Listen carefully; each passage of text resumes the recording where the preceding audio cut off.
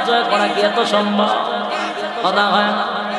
আর আজকে আমরা অনর্থক নামাজ কাজা করি, কথা হয় না।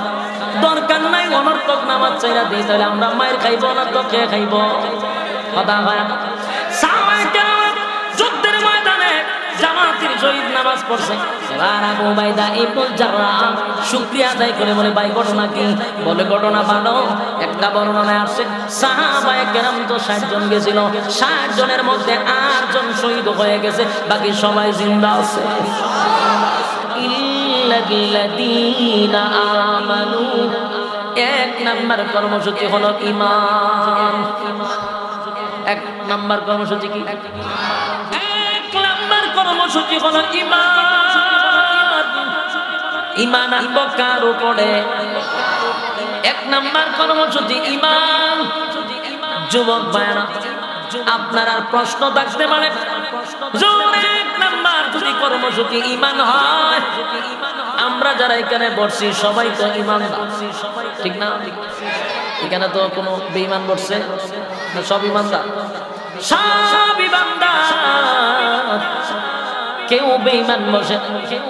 তাহলে এক নাম্বার কর্মসূচি যদি হয় ইল্লাল্লাযীনা আমানু, ঈমান আনতে হবে আল্লাহর উপরে। এক নাম্বার কোন ঈমান। তাহলে এখানে যারা বসছি সবাই হলো ঈমানদার। এই বক্তব্য অনুযায়ী বোঝা যায় সবাই এক নাম্বার কর্মসূচি পালন করছে। কর্মসূচি হলো 4টা। হিসাব মতে চোখ দিয়া দেখা যায় এক নাম্বার কর্মসূচি আমরা পালন কইরা বলাইছি। কিন্তু যুবক ভাইরা, এই কথা যদি ভাবেন অথবা মনে মনেও যদি ভাবেন, এটা ভুল ধারণা। কারণ আল্লাহ নিজে কোরআনে বহু জায়গায় ইয়া আইয়ুহাল্লাযীনা আমানু বলছেন, হে ঈমানদারেরা। সব জায়গায় আল্লাহ ঈমানদারকে ঈমানের ওয়াজ করছে। আল্লাহ যে বলছে ঈমান আনতে হবে আমি আল্লাহর উপরে, এটা কিন্তু বেঈমানরে বলে নাই। আপনি আমার মতো দাড়িওয়ালা টুপিওয়ালাকে বলছে ঈমান আনো আমি আল্লাহর উপরে। এই বক্তব্যের দ্বারা বোঝা যায় গো আমাদের ঈমানের মধ্যে বেজাল আছে। কথা কই না? ঈমানে যদি বেজাল না থাকতো, আমার মালিক কোন সময় ঈমানদারকে ঈমানের ওয়াজ করতো না। কারণ জানে আমাদের ঈমান সকালে আছে, বিকালে নাই। সকালে ঢুকে জানালা দিয়া, দর থেকে ঈমান বাহির হয়ে দরজা দিয়া। বাস্তব না বাস্তব? এই জন্য রব্বে কারীম বলেন এক নাম্বার হলো ঈমান। ঈমান আনতে হবে আমি আল্লাহর উপরে। আমাদের বক্তব্য অনুযায়ী সবাই তো ঈমানদাররা বসলাম, হুজুর এক নাম্বার কর্মসূচি হয়তো আমরা পালন করে ফেলেছি না। ঈমান এমন একটা গুরুত্বপূর্ণ, সবচেয়ে বড় শক্ত একটা কুটির নাম হলো ঈমান। ঈমানের দাবি নিয়ে কিন্তু এখানে বসছি সবাই ঈমানদার, ঈমানদার, ঈমানদার, ঈমানের দাবি নিয়ে বসছি। কিন্তু আল্লাহ বলেন ইল্লাল্লাযীনা আমানু, ঈমান আনতে হবে আমার উপরে। তার মানে নিশ্চয়ই আল্লাহ আমাদের কি বলছে ঈমান আনার জন্য। তাহলে আল্লাহ জানে আমাদের ঈমানে বেজাল থাকতে পারে। কথা হয় না? বেজালটা সেটা জানেনি, এই ঈমানের মধ্যে বেজাল আছে গো। 5 টাকার কাছে আমরা ঈমান বিক্রি করেছি। কথা হয় না? ইলেকশনের সময় প্রার্থী যখন চা খাওয়ায়া কয় ভোট কারে দিবে, আপনারে দিবে। লাঙ্গল মার্কায় জিগায় চা খায়া খাওয়ায়া কয় ভোট কারে দিবে, আপনারে দিবে। আনারস মার্কায় জিগায় ভোট কারে দিবে, আপনারে দিবে। ভোট কার দিছে কয়জন? 3 জনে ভোট দিল, কিন্তু ভোট একটা। ঈমান আছে না গেছে? কথা হয়। এই জন্য আল্লাহ রাব্বুল আলামিন বলেন ইল্লাল্লাযীনা আমানু, ঈমান আনতে হবে আমি আল্লাহর উপরে।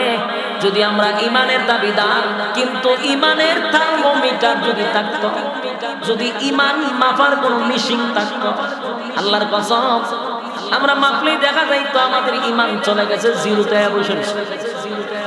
কিন্তু কপাল বাচ্চে থার্মোমিটার নাই, যার জন্য ঈমান সারা ব্যক্তিও ঈমানদারের দাবি করে। ঈমান কোন কথায় যায় কোন কথায় আসে এটাই তো আমরা জানি না। ইমান সম্পর্কে আমরা বুঝি না। জামালপুরের সরিষাবাড়ি অথবা শেরপুরের যুবক ভাইরা প্রতিটা কথা দিলের কান লাগায় শুনবেন। ইমান বড় দামি জিনিস। ইমান আছে তো জান্নাত আছে, ইমান নাই তো জান্নাত নাই।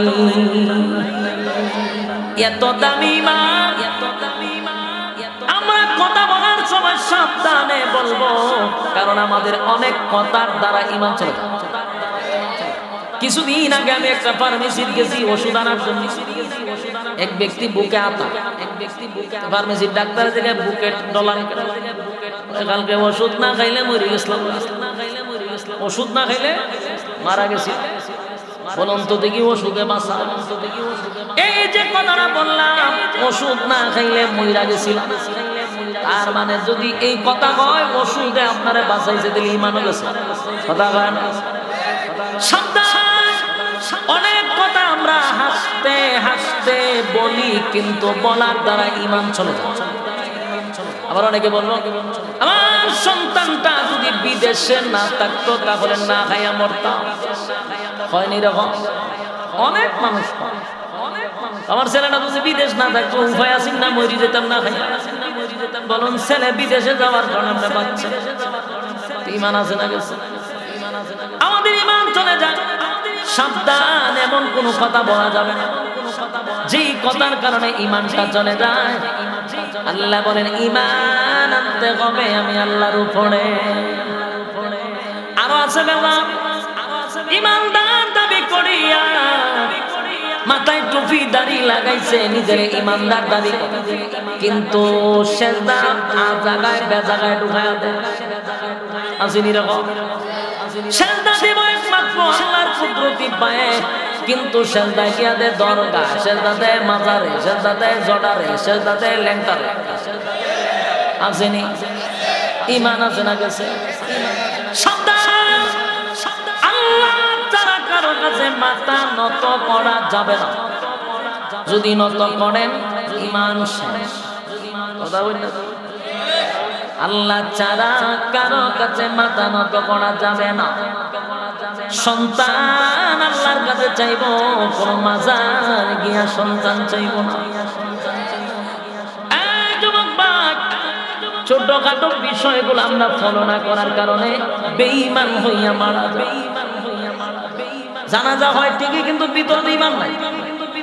ওই যে মাজারে সেজদা দিয়া মরছে, ইমান গেছে। সন্তান গিয়া পীরের কাছে চাইছে, তো ইমান গেছে। যুবক ভাইয়েরা, প্রতিটা কথা দিলের কান লাগায় শুনতে হবে। ইমান যদি থাকে তাহলে পয়সা গেছে, ইমান যদি চলে গেছে মরে গেছে। ইমান না থাকলে আপনার সার্ভিসের দাম। ইমান আছে তো মূল্যায়ন আছে রে। একটা কথা স্মরণ রাখবেন, যদি আপনার ইমান থাকে আর যদি গুনাহ থাকে, ইমান আছে গুনাহ আছে। আল্লাহ রাসূল বলেন, শুধু ইমানটা থাকার কারণে জাহান্নামে যাওয়ার পরেও আমার আল্লাহ তোমার একদিন না একদিন জান্নাতে দিবে। সুবহানাল্লাহ। বাড়ি গিয়া শুধু ইমানটা থাকার কারণে রব্বে কারীম বলেন, আজ হোক কাল হোক আমি তোমার জান্নাত দেখাবো। কিন্তু মায়েরা রে, যদি ইমান না থাকে মক্কায় গিয়া নামাজ পড়েন লাভ হইবনি। মক্কায় গিয়া নাম পালায় হাজি, কপালের মধ্যে খানো দাগ করছে। 5 ওয়াক্ত নামাজি, নিয়মিত হাজি, কিন্তু ভিতরে ইমান নাই, লাভ হইবনি। কথা কয় না? আল্লাহ কয় ইমান নাই, ইমান নাই। মক্কা গিয়া যদি নামাজ পড়ে গো, খানে কাবাকে সামনে লইয়া যদি নামাজ পড়ে, কপালের মধ্যে যদি কালো দাগটা বানায় দেয়, জীবনভর ইবাদত করলো কিন্তু ঈমান ছাড়া কবরে আছে। আল্লাহ কয় ইচ্ছা মতো শেষ করা হবে, জান্নাতের ঘ্রাণ পাবি না। আর কোন বান্দা বান্দি যদি ঈমানটা থাকে, গুনাহ আছে কিন্তু ঈমান আছে, শিরিক করছে না, আল্লাহ কয় শিরিক বেদাত না করলে আমি আল্লাহ এই গুনাহগুলি বান্দার মাফ করে দিব। শেরপুরের বাইরা গুনাহ যদি করেন আর ঈমান যদি থাকে, সাগরের ফেনা পরিমাণ গুনাহ যদি হয়, পাহাড় পরিমাণ যদি গুনাহ হয় গো, পাহাড় পরিমাণ গুনাহ যদি হয়, সাগরের ফেনা পর্যন্ত গুনাহ যদি হয়, আর এই বান্দাটার যদি ঈমান থাকে, এই বান্দা যদি গভীর রজনীতে নুজুলে রহমতের সময়, গভীর রজনীতে নুজুলে রহমতের সময়, দোয়া কবুলের সময়, যেই সময় দোয়াটা কবুল হয়, দোয়া কবুলের সময়, বান্দা যদি নিজে নিজে বুঝতে পারে আমার গুনার মাত্রা বেড়ে গেছে রে, গুনাহ করতে করতে আমার জিন্দেগিটা বরবাদ করছি, এটা যদি কোনো গুনাহগার বুঝতে পারে, কিন্তু ঈমান আছে, কি আছে? ঈমান আছে, কিন্তু গুনাহ করছে বেশি। গুনাহগার বান্দা যদি বুঝতে পারে গুনাহ করতে করতে করতে করতে আমি তো আমার নফসটারে শেষ করে ফেলেছি, আল্লাহ গুনাহ লইয়া যদি কবরে যায় উপায় থাকবে না, উপায় থাকবে না। বান্দা যদি বুঝতে পারে গো, গভীর রজনীতে যদি দুইটা হাত আল্লাহর কুদরতের দিকে বাড়াইয়া, বান্দা যদি তামাম জিন্দেগীর গুনার উপরে লজ্জিত হইয়া চোখের পানিগুলো ছেড়ে দিয়া কান্দে আর বলে মালিক রে অন্যায় করেছে,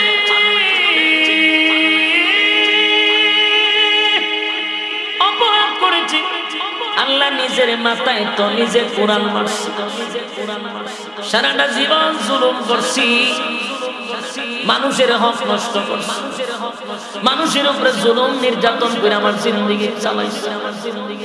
আরে মালিক বুঝতে পেরেছি আমার গুনাহ লইয়া কবরে গেলে উপায় থাকে, আল্লাহ আমার তামাম জিন্দেগির গুনার উপরে লজ্জিত হইলাম, আমার গুনার উপরে আমি নিজেই লজ্জিত হয়ে গেলাম। নজুলে রহমতের সময় পশু পাখিরা যখন ঘুমায়া যায় গো, মানুষ যখন তার স্ত্রী পুত্র লইয়া ঘুমায়া যায়, গভীর রজনীতে বনের হিংস্র প্রাণীরা যখন ঘুমায়া যায়, যখন সব নিস্তব্ধ হয়ে যায়, ওই সময় যদি বান্দা তার জিন্দেগির গুনার উপরে লজ্জিত হইয়া আল্লাহর দরবারে চোখের পানি গুলো ছেড়ে দিয়া কান্দে আর বলে মালিক যেই গুনাহটা আমি করছি এই গুনার খবর যদি আমার বাবায় জানে সন্তান বলে স্বীকার করবে না, এই গুনাহ যদি আমার মা জানে গো সন্তান বলে স্বীকার করবে না, গুনার ব্যাপারে যদি আমার স্ত্রী জানে স্বামী বলে স্বীকার করবে না, সন্তানরা যদি জানে আব্বা বলে ডাক দিবে না। আল্লাহ এমন গুনাহ করছি তুমি আর আমি ছাড়া কেউ জানে না, গভীর রাত্রে তোমার দরবারে হাজিরা দিছি, তোমার নাম না রহমান, তোমার নাম না রহিম, এইভাবে যদি বিনাইয়া বিনাইয়া বিনাইয়া চোখের পানি গুলো ছেড়ে দিয়া সব গুনার উপরে লজ্জিত হইয়া আপনি যদি আল্লাহর দরবারে বারবার বলতে থাকেন মালিক আর কোনদিন আপনার বান্দা পাপ কাজে লিপ্ত হবে না, আপনার বান্দা আপনার কথার বাইরে চলবে না, কান্না যদি শুরু করেন আল্লাহ কয় আমার রহমতের মধ্যে বান্দা জোশ উঠে যায়। আল্লাহ বলেন ফেরেশতাদেরকে ডাক দিয়া বলবে ফেরেশতারা